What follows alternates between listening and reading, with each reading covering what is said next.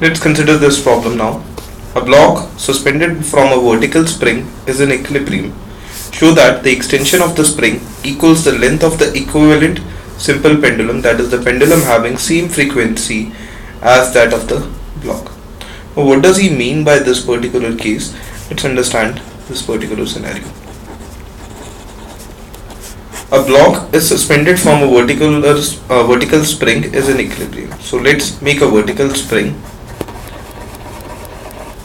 with a spring constant K and a mass M. Okay. Now if the block is in equilibrium, which he has mentioned in this particular case,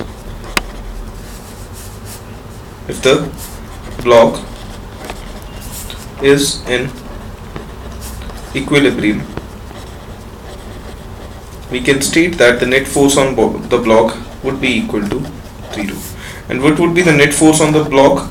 Let's call it to be having an extension of x naught. So there would be a force of k x naught in the upward direction and a force of mg in the downward direction, such that k x naught would be equal to mg, or x naught would be equal to mg by k. This would be the net force on the block, which would this would be the extension in the block if it is in equilibrium. Now he states that he wants to show that the extension of the spring equals the length of the equivalent simple pendulum, that is a pendulum having the same frequency as that of the block. So basically he wishes to show that this x naught would be equal to L, where L is the length of simple pendulum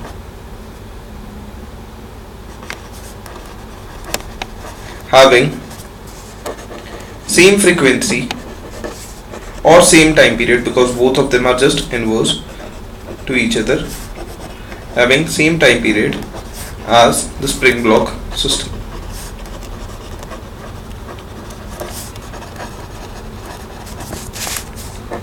Now, this is actually a very easy case where the time period of pendulum should be equal to the time period of the spring block system.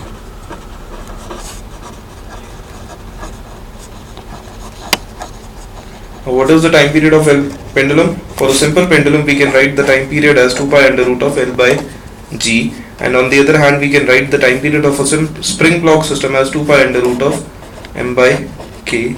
If we actually cancel it out and square the relations up, L by G comes out to be M by K, or L comes out to be mg by K, which is equal to x naught, which we needed to prove in this problem, and hence proved.